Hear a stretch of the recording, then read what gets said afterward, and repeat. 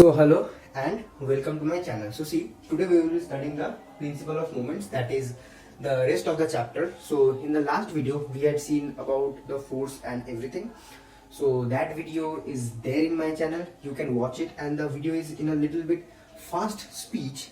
If you like, type in the comments, and the audio is also in not like that louder, okay? So if you like have any problem to understand, please do comment and I will make a new video. Okay, so let's see, let us start the principle of moments. So what is the principle of moments? So see, according to the principle of moments, the sum of anti-clockwise moment is equals to the sum of clockwise moment about the axis of rotation. Okay, now we consider clockwise moment as positive, we consider anti-clockwise moment as negative.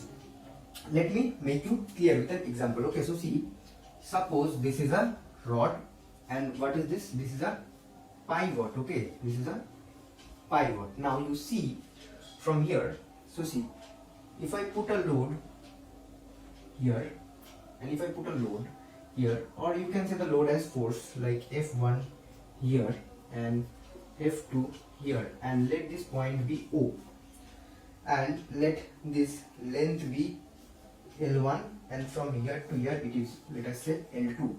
So see, the sum of the anti-clockwise moment is equals to the sum of the clockwise moment. Yes, but at equilibrium.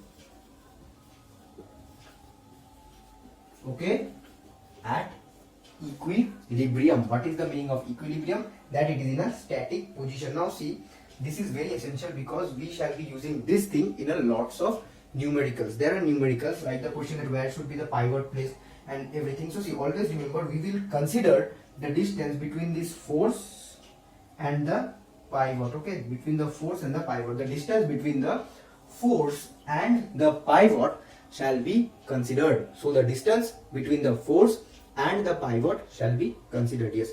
So see, what we have here is the sum of the anti-clockwise moment is equal to the sum of the clockwise moment. But remember this one, at equilibrium. Okay, done. So let me explain you how. Okay, so see, let me erase it at first. Okay. Yes. So this is, let me erase this portion. So see, according to the principle of moments, we can say, now we know how to calculate moment, right? So how to calculate moment? That is this F1 multiplied by L1 is equals to F2 multiplied by L2. Suppose, for example, there is a question, let us say, for example, okay, so see, let me raise this part. Okay, let me raise this part. And for example, we have like a question that suppose a seesaw is in equilibrium. Okay, suppose a seesaw is in equilibrium. So see, a seesaw in equilibrium. Okay, so see, a seesaw is in equilibrium, and let us say a boy.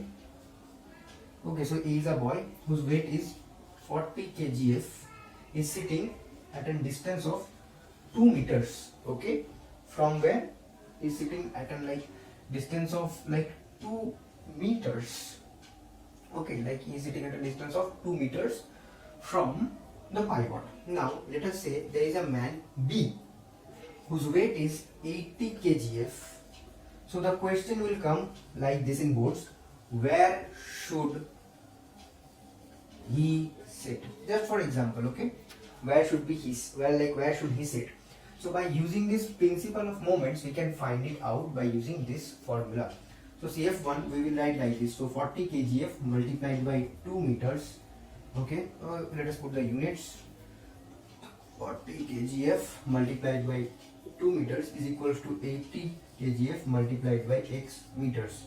So see, that is what we have. So see, we have 40 by 80 multiplied by 2, 40 kgf, and we have got kgf, and here we have got meter, is equals to x meter. So see, it is 1 to 1. Okay, so see, therefore x is equals to 1 meter. Understood?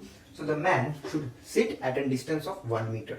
Okay, so as the seesaw becomes like this. Okay, so as the seesaw becomes like this, suppose this is the boy and this is the man. Again, here we are applying the same concept of torque. Okay, that turning effect and all, we are using it here. Okay, so all these things have been explained in the previous video.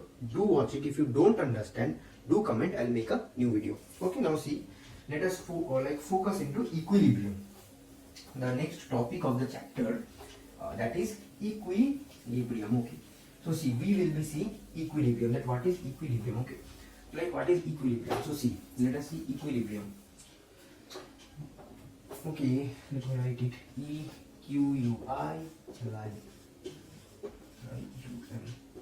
Equilibrium. Now equilibrium, it is of two types. Firstly, we have got the static equilibrium. Secondly, we have got the dynamic equilibrium. Now see, static equilibrium, that is when the body is in a rest. Dynamic equilibrium, when the body is in motion. Okay, so see, what is equilibrium? Equilibrium means that let me explain you. After the acting of the forces, the algebraic sum of the forces or the net resultant forces will be 0, and due to which the body will be in the same state of rest. Like the algebraic sum of the forces will be 0. ALGB, this algebraic sum of forces is equal to 0.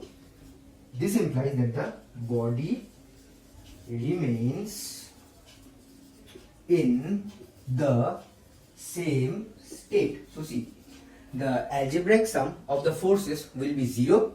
As a result, the body remains in the same state. Okay, so the body will remain in the same state. If the body is in the state of the motion, it will remain in the state of the motion. If it is in the state of the rest, the body is going to remain in the state of the rest. Now, let me pick it up. Okay, so for example, let me show the example of this static equilibrium. Okay, we have got this static equilibrium. For example, if I have a brick, this is like a brick.